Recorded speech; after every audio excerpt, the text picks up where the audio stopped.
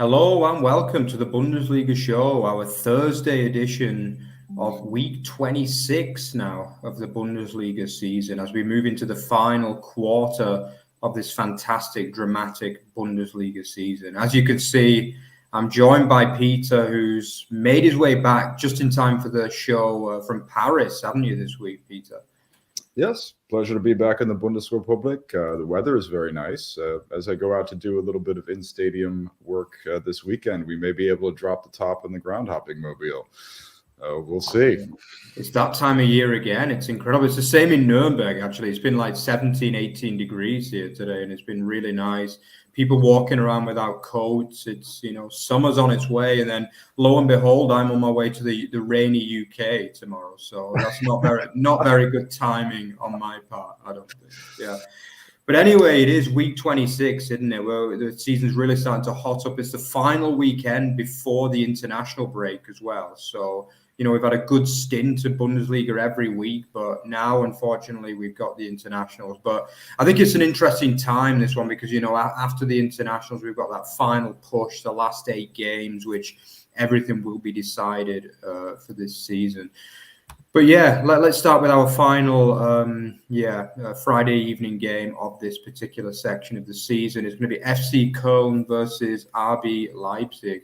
We were joined by that fantastic Leipzig. I don't know if you saw that, Peter, but a really interesting interview with an RB Leipzig, a diehard fan that Rory did earlier this week. Check that out if you've not seen it. But this is a big game for RB Leipzig at the end of the day, and also for FC Cologne. Every game's big for them in the position where they are. But Leipzig need to keep getting wins. They were a little bit uninspiring last week against Darmstadt, I thought they would have scored a few more in that particular game. I mean, Cologne were very good attacking against Gladbach, but when you realise, what's gone on since that we'll talk on a bit more, maybe Köln would have felt they should have won that particular game against off-form Gladbach side at the minute. So, this is an interesting one. I actually don't think there'll be many goals in this game. I really like the Hubers-Chabot partnership at Köln. I think that's probably one of the only real benefits that they've found this season, along with the form of Marvin Schweber, the goalkeeper. They will be looking at Alidou to provide a bit of quality in this match, but I hate to say, despite the fact they scored 3 last week, I don't think they'll score past this strong RB Leipzig defence. I'm going to go for a narrow, I think it'll be a 2-0 away win, this one for RB. What do you think, Peter? Actually, I was thinking a little bit about the Leipzig performance last week, and as I was reporting on it for the column and everything, I think it was rather good. I think Elmas was pretty decent in his first start. And I think that also Baumgartner, of course, coming off the bench in his natural role as the buttressing attacker in that 4-2-2-2. I think they were very good. So I think I'm going to go for a 4-0 Leipzig win here. It should be a pretty big awakening against Köln. Now, Köln are at home. Cathedral City side are. So there's a chance that Köln can hold their own against them. But barring... Köln continue to have their problems, and of course, I would love to see Damian Downs score again, or to see Sargis Adamayan or maybe even Davy Selke score. But unfortunately, I don't think that that's going to be in the cards. I think Köln are a little bit overdue for a massacre, and I do like the form that I saw from Leipzig recently, so I'm going to go for a 4-0 blanking. Yeah, a few comments. We've got RB fans and Köln fans in the chat. Justin says a 2-1 win for Leipzig. Yeah, I think neither of us predicted Köln to score, so you're being a little bit more generous there, Justin, than what we are. Moritz also with interesting news as well that Timo Hubers is suspended for the game. So yeah, that's a big loss as well for the home side, without doubt. He's been really good this season. Yeah, but it is going to be an interesting game, the curtain raiser for week 26 in the Cathedral City. But yeah, let's move on to the Saturday game. So another game, interesting match between Union Berlin and Werder Bremen. Union obviously were beaten pretty comfortably on last week's curtain raiser against Stuttgart. They will be missing Schaefer as well, who got a 2-match ban as a result of his red card in this match. I think the issue with Union Berlin is they just don't create enough chances. Like Vertessen hasn't really impressed me, to be honest, since joining. He missed a good chance early on in that game against Stuttgart, and that was pretty much the only chance Union of note really created in that game. Werder, I thought were pretty good last week against Dortmund, but they've become a little bit, they're not really finishing particularly well at the minute. I think Dutch missed a few chances last week, but overall the performance was promising. I thought Weiser was a little bit better again, back to his usual form last week. But for me, this is a bigger game for Union Berlin. They will feel as though they're still just about in the relegation battle in 14th place this weekend. They do need another couple of wins to be safe this year, and they'll target this game as a winnable match. I don't think this one's going to be a classic in truth, and I don't think there'll be many goals, but I'm going to go for a 1-0 home win. I think it might be one of those games where Union just like nick a goal and then sit on it a little bit, and Werder will miss a few chances, and it'll just finish as a 1-0 home win. Peter? We sync up exactly there. I think this fixture at the Stadion an der Alte Försterei has a narrow Union Berlin win written all over it, of course. And Werder, I disagree. I don't think they're a very good team at all. They really, they had an entire half shorthanded or with the man advantage last week against Dortmund to score, and were unable to do so. So, it's possible that Union could score more goals against them. They're also having some issues in central defense with Nicolas Stark out, Bremen are. But of course, Jorbe Vertessen, as you pointed out, is not quite up to speed yet. He's actually playing in an unnatural position. Hollerbach, to the surprise of few, has declined in form and is now out of the 11. A 1-0 narrow win for Union feels about right here, I would say. Yeah, and then VfL Wolfsburg, who are incredibly 11 games without a win. Now their run is the second longest in the Bundesliga, apart from Darmstadt, who are on I think 18 games at the minute without a win. So, how Niko Kovac is still in a job is beyond just about all of us here at Over the Bar. But he once again will lead his team out in this match against FC Augsburg, who are on the opposite side of the form trail at the minute with 3 straight wins and continue to go from strength to strength under Jes Torup. What can you say about them? It's been their best season for a long time, particularly since Torup came in. They've got a lot of quality in that front line. Demirovic now being linked with Bayern Munich this week as well, which, he's got a big carrot really to go out and do well till the end of the season. He could even end up playing for one of Germany's biggest clubs, which would be an amazing rise for him, considering 2 years ago he was on Freiburg's bench and couldn't get a game. And he's had an amazing time in Augsburg, that's for sure. But they've got other quality as well. They've got Rex Bahai continues to be good, and Babu Tietz has really hit a good run of form in recent weeks, and even Hauveleu, the departing Hauveleu, no, he's great. He's not departing. He's not departing anymore. Wow, that's big. Yeah. Wow. Okay, I was under the impression he was departing, but he is a good player as well. And another man I want to mention is Udo Kai. I think under Jes Torup, he's really improved a lot for me. I think really, he was seen as a player that just wasn't good enough for most of his time at Augsburg, but him and Hauveleu have formed a decent partnership there. And even Jakic is coming into his own a little bit. So, Augsburg are going to look at this game and think they can make it 4 out of 4. And actually, I'm going to tip them to do exactly that here. I just think Wolfsburg, again, without Moritz Jens, he's not been as good for me, Jens, as he was at Schalke last year. He's not really kind of taken that great form. Mercedes Jens, as Peter coined him.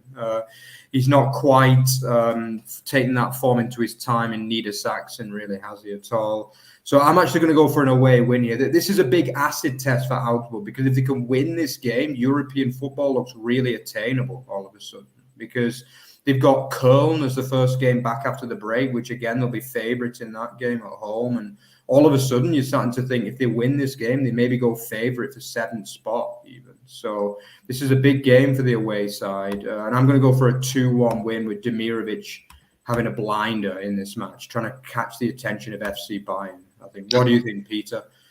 I like the scoreline, and I'm going to tip the exact same scoreline. I had it tipped exactly like that, 2-1 win. This has a feel of a game in which Wolfsburg will score an early goal and then, of course, run out of ideas. Kovac himself is out of ideas. I would like it if we got as many goals as we did in the reverse fixture. That was a great 3-2 game between Augsburg and Wolfsburg back there in October, was it? I have to say... I like how you brought up the thing about Augsburg having European football. I actually brought that up in the column. I think that is entirely possible. I think they are climbing the table against some opponents that are a little bit more inconsistent. And this might even be a team that we might like to watch in Europe. I'll get everything straight for you there in terms of the corrections, and remind you that Hobelehu was re-signed, and I think that he's going to get the captaincy next year after Demirovic's departure. He's going to get the captaincy back. I'm glad you're mentioning Felix Uduokai. I should mention that I gave you an autographed photo of Felix. Yeah. He's improved since you gave me that. He's been brilliant. Yeah. So I must insist that it was not myself who, and I've said this before, who coined the name Moritz Mercedes Jens. That was the Glasgow Rangers fans who did that.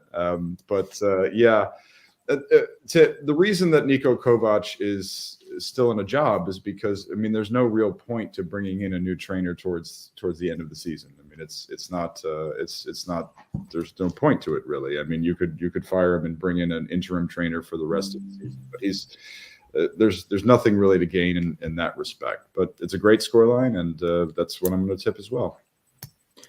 Yeah, then moving towards a game more towards the bottom of the table between Mainz and Bochum. I mean, obviously Mainz coming on the back of a 8-1 thrashing against Bayern. I mean, that defense is going to be shot, isn't it? But despite the 8-1 defeat, there were promising signs going forward. I thought Gruder showed some of the form that he had in the early season. He had a couple of good efforts.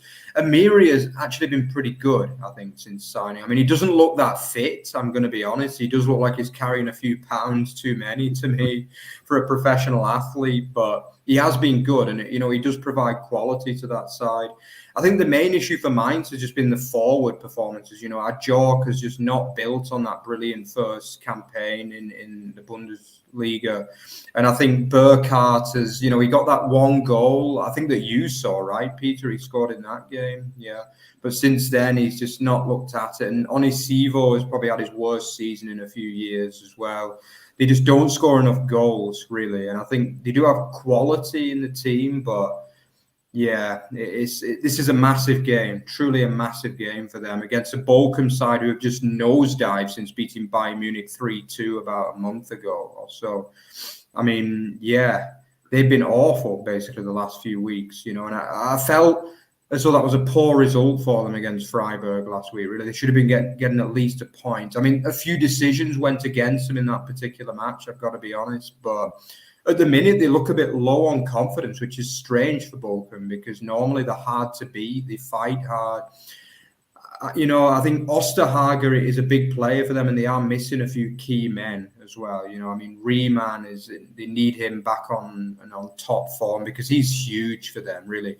Him for Bochum is what Ortega was for Bielefeld a few years ago. He's an absolutely massive player, a leader. The fan. One thing I always love about Bochum is that whenever he makes a save in the stadium, they always shout his name every time. Yeah. Mm-hmm. So it just proves just how big Riemann is. Like, he's the equivalent of a goal to their fans. But I'm a little bit worried about Bochum in a minute. I think if they lose this game, they do get dragged back into a relegation dogfight for me. They go only 5 points above Mainz if they lose this game. So they need to avoid defeat somehow. But Mainz have got to win eventually, haven't they? They've got to win because they're not a bad team, really. And I feel as though they are going to get it this week. I think they'll get a 2-1 win against an off-form Bochum side, which is worrying for the away team. What do you think, Peter? I'm going to go with Bochum in this one. I think it has been a poor run of form, and the Osterhager missing is the primary reason. But I think that Masovic in midfield has improved steadily over the last few games, and Thomas Lech is quite skilled and adept at picking out his attackers. Whether it's going to be Brzezinski or Hoffmann or Paciencia, with Asano and Antuia J. I think that Lech, he oftentimes puts together a very good match plan, a very good game plan, specifically for games like this. And when it comes to Mainz, we were talking about this a little bit on the Monday pod. Hendrickson made a horrible error in trying to, play Bayern riskily. He was not shelling up. He really put all of his players forward, and this was sensationally stupid. And I think that his team took a confidence knock when they can really least afford it, and they're going to have trouble rebounding from this. I did a vlog at Mainz a few weeks back where the home support is really not behind this team so much anymore. I mean, the Ultras put on a nice display, but the stands, there's lots of empty seats in the stands. There's lots of booing and whistling. I don't really think this town is even behind their team right now. Understandably so, because there's also more exciting stuff going on with the Mainz U19s in the Europa Youth League. But I am going to trust Thomas Lech in this one. I think we're going to get a 2-1 win in favor of Bochum. Big prediction there, definitely. This is one of the big games of the weekend, though. Yeah, definitely. It's going to be a real important match, that one.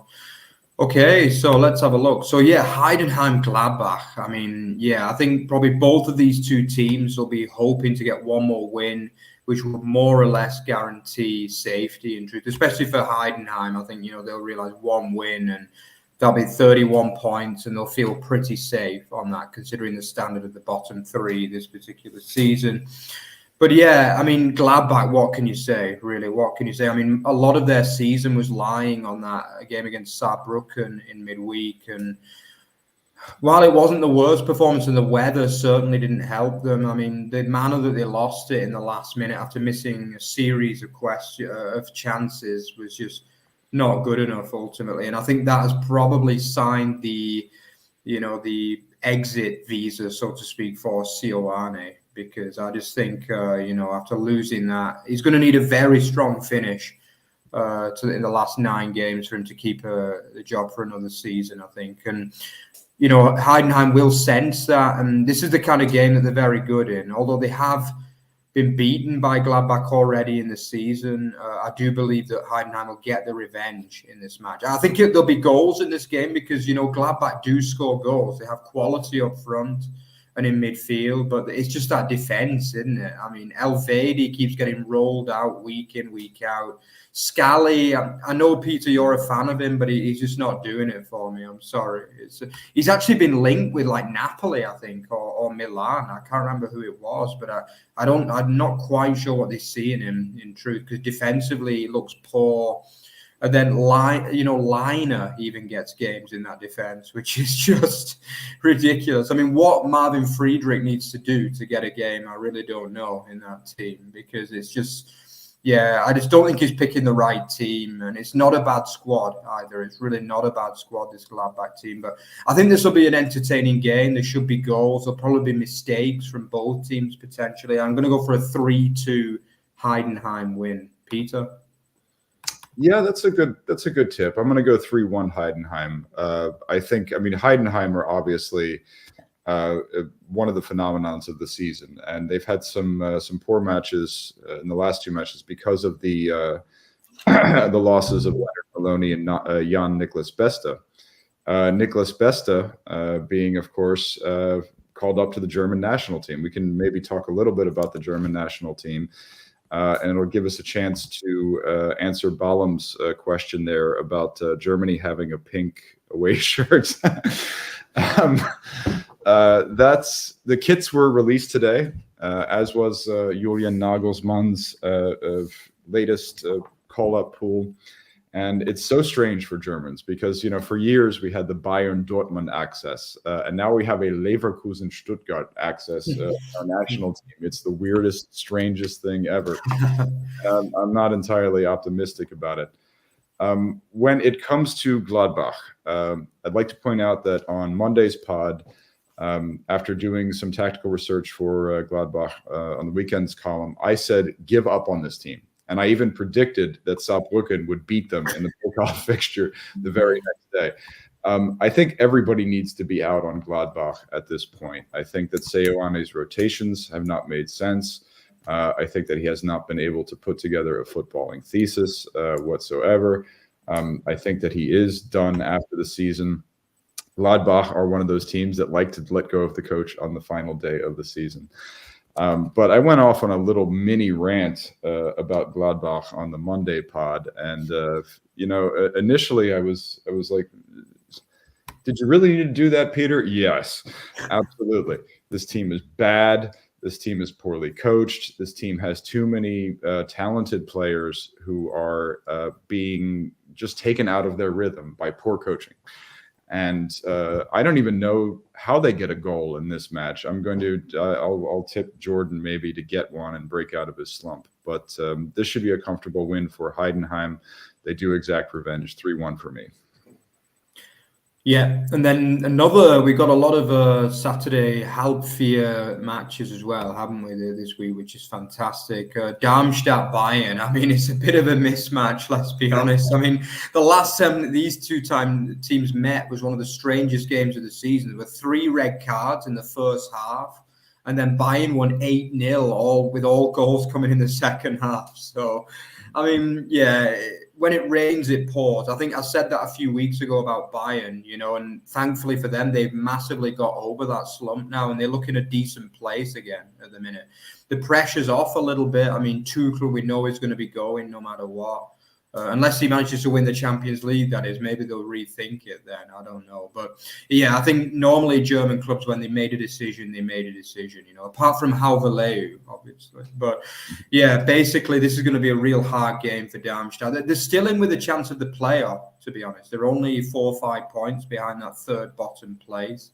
And, if they can get one of the biggest upsets of all time, really, in this game, then they'll be in with a chance. But for me, this is going to be another one of those games where Harry Kane's going to look to fill his boots and beat that record of Lewandowski. He needs 12 goals in the last 9 games. And, I mean, looking at this Darmstadt defence, he's going to look at that and think, I can get 3 at least against these men. So, I think I tipped a 4-0 for Bayern last week against Mainz, which ended up being way short. So I'm going to go for a 4-0 again in this game because I just think it's just a mismatch, isn't it? Bayern are back on form, and Darmstadt are probably having their toughest period of the season, in truth, at the minute. And, they're not scoring goals. They're conceding quite a lot of goals and chances. So I think a 4-0 is fair in this one, but it could be a lot worse, in truth. Peter? That is my scoreline exactly. I wanted to bring up the fact that when we were talking about the reverse fixture, which Bayern actually beat Darmstadt 8-0 in the reverse fixture, we had one of our greatest laughs of the season on the Monday pod because you and I were talking about the positives that Darmstadt could take out of that 0-8 loss. It's hilarious. I don't think that either one of us could stop laughing while we were getting sentences out of our mouths.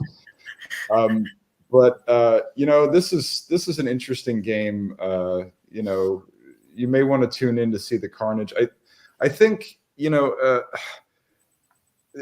it might be the case that Bayern win by a slightly lower scoreline because look, let's take you back 2 weeks to when Darmstadt were humiliated by Augsburg at home, berated by their own ultras, talking about how they weren't fit to wear their own shirt and things like this. This is their first home match back since then. And it comes against Bayern. So, I mean, I think that they're going to be on their toes and certainly trying to show their hometown fans something. But, it's a pretty big mismatch on paper. What could happen is that with the match not being so terribly important for Bayern, might be the case that Tuchel does some experimentation with his personnel choices, and that's, maybe decides to give Bouna Sarr a start or something like this. And that could help Darmstadt out a little bit. But yeah, 4-0. Let's hope it's only 4-0. That would certainly be an improvement over what they the Augsburg for them. Yeah. And who knows, maybe we'll be talking on Monday about the positives that Darmstadt can take again out of the game. Yeah. But one thing for sure, it's not going to be as crazy as that game with 3 red cards in the first half. I'm pretty sure of that.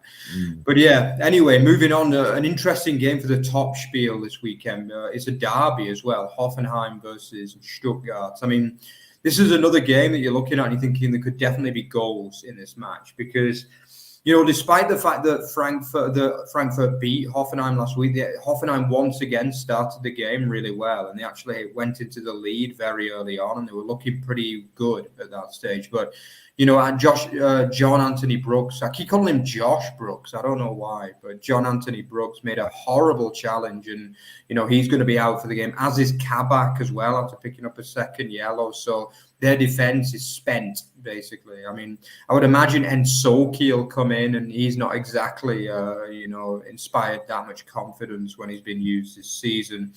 Stuttgart, again, they're just such a professional team, aren't they? I mean, this season has just been a dream ride for them and their fans, fighting relegation for the previous 2 seasons, and then all of a sudden looking very, very strong for Champions League all of a sudden. Hoeneß deserves so much credit, and it is going to be interesting to see if he can be tempted away potentially in the summer as well. There's talk about you don't think so, but I don't know. If they qualify for the Champions League, you'd imagine he's definitely going to stick in. But say they do miss out, which is still not impossible yet. Maybe he might be. He's re-signed with Stuttgart to stay. So he's re-signed already, yeah. So there you go. Yeah, it's clearly they're building something good there, and I think he realizes he's got a very talented squad. He's got a lot of those players on further deals as well, which has been a real good effort. And they're the kind of side that you feel even if they do lose a few players, they could continue progress under the tactically astute Hoeneß. Furyk this week has been linked with Dortmund as well, and I think even Leverkusen, which is quite a kind of credit to him. I mean, he's had a dream season after being doubted for a lot of his Bundesliga career, really, until Hoeneß came into the club. This is another game, that Stuttgart are going to be favourites in. And even though Hoffenheim were one of the only teams actually to go to Stuttgart and win, I think the only team, correct me if I'm wrong, to actually go and win in the Mercedes Arena in Stuttgart. They won 3-2 in a very kind of topsy-turvy match, actually, that one was. But I'm actually going to go for Stuttgart to repay the favour here and get a 3-2 win in Hoffenheim. I think Hoffenheim have always got goals in them. I think Bayer was, again, pretty good last week against Frankfurt, and he's looking really strong. But a lot of it depends on Pellegrino Materazzo's team lineup. Obviously, another interesting flavour about this game is that it's both managers used to manage the opposite team as well. So we've got to remember that one. So I'm going to go for a 3-2 win. I think this will be an entertaining watch in the Top Spiel Saturday evening.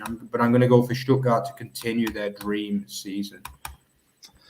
I mean, we need to. Maximilian Bayer also called up to the German national team today. We learned that he got as Alexander Pavlovich over Leon Goretzka. This is all insane. I think, what I wanted to say to Balam's comment, I might have forgotten to say that, is that since we have this Leverkusen Stuttgart access in the German national team now, it's a pink jersey is kind of appropriate. A pink away jersey is, but. I mean, the thing is that, this is a match that I hope it provides us with some entertainment value. I think that, what we saw from Materazzo last week, his opening set of tactics were fine. If this match leads to me going off on another tangent about Pellegrino Materazzo tactics in the tactics column, I'm going to be a little sad about this because I'm getting really tired of talking about Pellegrino Materazzo. I really am. Undav is back, and he is going to start in this one. It should be a comfortable win for Stuttgart. And as I was pointing out, Hoeneß has extended with Stuttgart. He's going to stay with Stuttgart. They should qualify for the Champions League easily. He's going to stay with this project. I think that Stuttgart will be well coached. I think that Stuttgart will get the win. I hope that it will be comfortable. I hope that I don't have to yell about Pellegrino Materazzo's tactics. I'll go 2-0. And I wanted to point out something about Hoeneß as well, is that, this is a pretty big news that he committed to Stuttgart. I mean, Uncle Uli, Sebastian Hoeneß, is, of course, the son of Dieter Hoeneß, who is Uli Hoeneß's brother. He could have probably made the jump to Bayern. I mean, they were interested in him. They have a vacant coaching position. It's kind of nice that we're seeing in German football a little bit here, and we saw this with the FC St. Pauli coach as well this week, that we have guys who are committing to a project because they saw guys like Marco Rose, they saw guys like Julian Nagelsmann make the jump to a larger club too early. Another example of a guy who did that is Niko Kovac.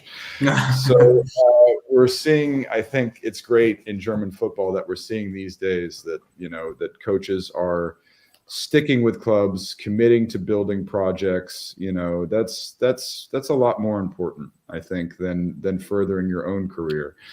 As we've seen from those coaches that I just mentioned, Nagelsmann, Rose, Kovac, things like that. Let's build something. Maybe we can have something like you have in the Premiership, where you have like Klopp and Guardiola sticking with their teams of course, the team's got to stick. But I would like it if we had an era like that in the Bundesliga. That would be really cool. Yeah, and talking of managers who have pretty much built an era like that, with around about 15 years, we've got the first of the Sunday games, Sport Club Freiburg against Bayer Leverkusen. But how do you predict this one now? I mean, I mean, obviously, for those of you that don't know, I mean, the result that came in was pretty tragic for the Sport Club, really losing 5-0 in their biggest game of the season, really. And it was awful for the Bundesliga as well, because it means that, we're really relying on Leverkusen getting through that tie this evening. And obviously both of these teams are in Europa League action, are in Europa League action tonight. I mean, what can you say about Freiburg? I mean, their season it's been a disappointment, let's be honest. I mean, they've not really... I think the position has been better than the performances, in truth, because I think at times performances have been a bottom half standard, really, this season. And even last week in beating Bochum, I felt as though they were a little bit lucky in that game. A draw would probably have been a fair result, really. And, I think this is a good time. Leverkusen will be quite happy, in truth, to play Freiburg on the back of a 5-0 battering in London tonight, because we have seen that Freiburg can still play. I mean, I thought they were very good when they played Bayern a few weeks ago. That was probably their best performance, maybe of the season, actually. They put in a real top performance that particular night, but... they don't usually back up the Thursday nights. Well, obviously, they got the win at Bochum, but, it wasn't really a stylish win by any means. So Leverkusen are going to really fancy this. I believe that they have made a few changes as well for tonight's second leg against Harabach. So they're going to be fully fit and going for this game. I did say on Monday that I think that Leverkusen will drop points at some stage, but I don't see it coming in this particular game because...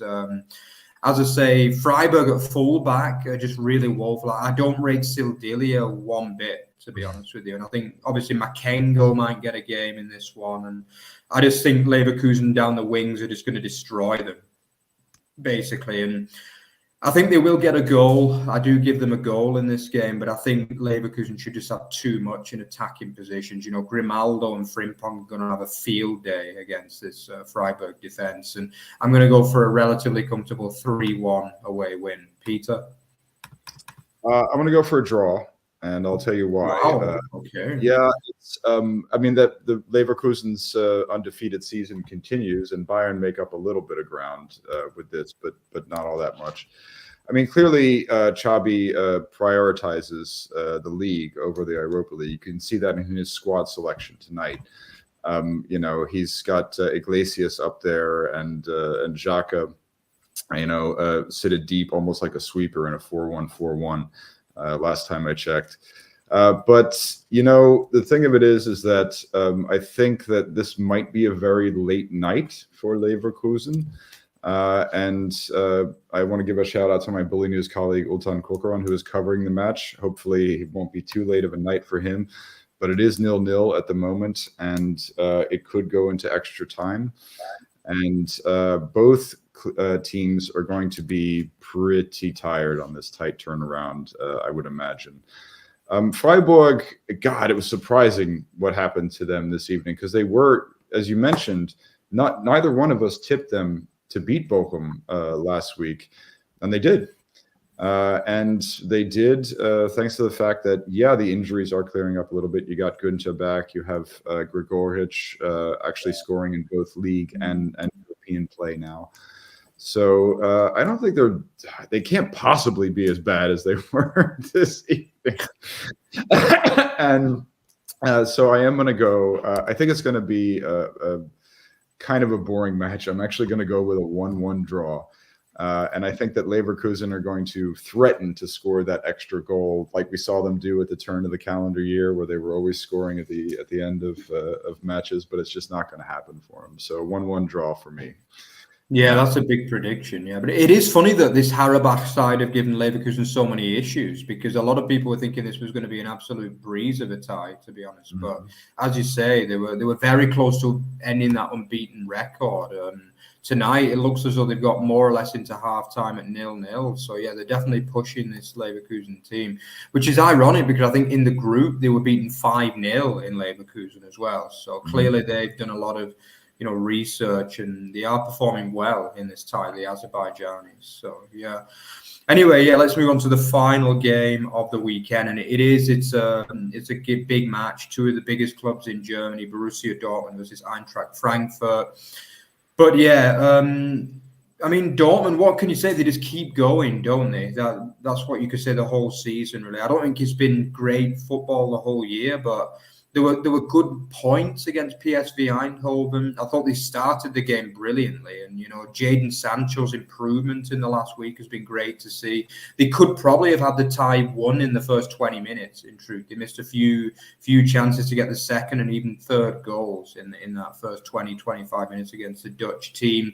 But then probably the period after that was a bit disappointing. And sometimes, PSV created chances, especially the De Jong chance at the end. That had to be a goal, basically, which would have taken it to extra time and potentially made this match harder for Dortmund as well on the Sunday evening.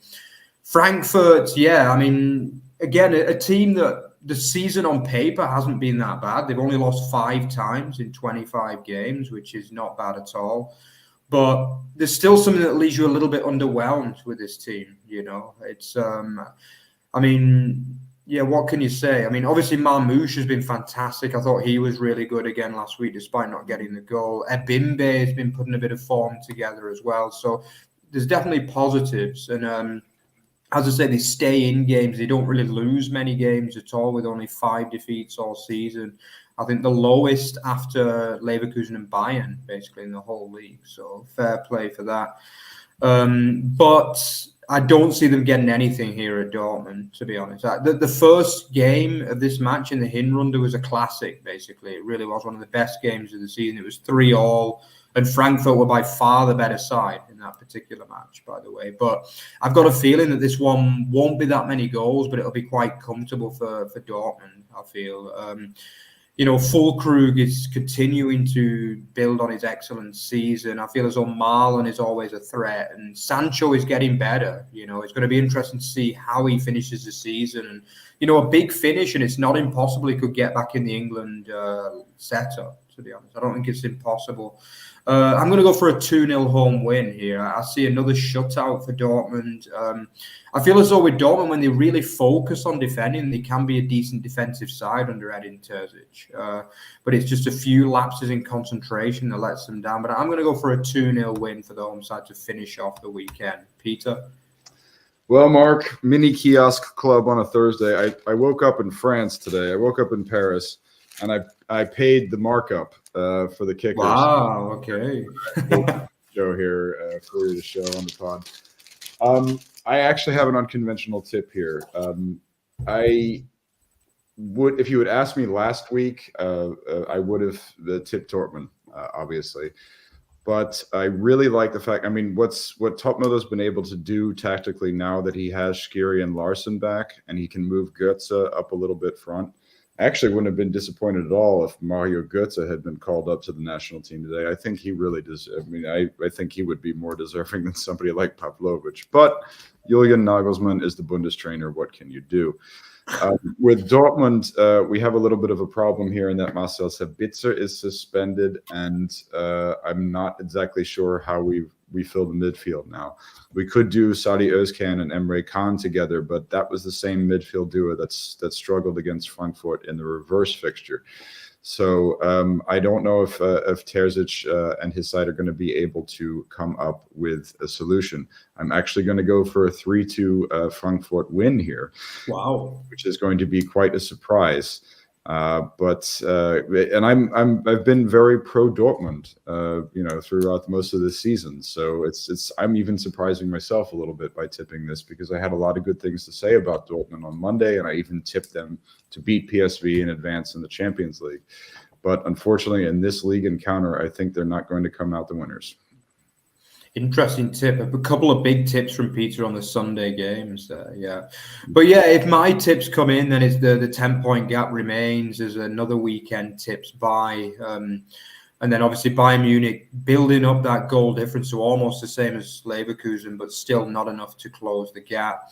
Stuttgart maintaining a 7-point gap as well, as I tip all the top 5 to win, with Augsburg potentially going up as high as 7th. Wow, that would be some effort. Mm-hmm. And moving at the bottom, yeah, what can you say? Similar to what it's been the whole year. But this time, Mainz, obviously, I tipped them to win. That would potentially lift them up into that playoff spot, only 6 points behind Saturday's opponents, Bochum. So you could see what a big game this is, really, for Mainz especially. But yeah, Darmstadt would potentially go 6 points adrift, which is really starting to look like curtains at that stage with a poor goal difference as well. So yeah, Peter, any changes in your particular table? Yeah, we split a little bit more this week than usual, although we tipped some score lines precisely the same. But we have Leverkusen. I have an 8-point gap at the top over Bayern, which is still pretty much done and dusted if you want to look at it at this stage in the season. Stuttgart obviously solidifying that hold on third place, 56 points, 7-point gap over Leipzig in mine because I have Leipzig winning and I have Dortmund losing. Frankfurt go within 4 points of Borussia Dortmund with the win in my group. Augsburg are still 7th.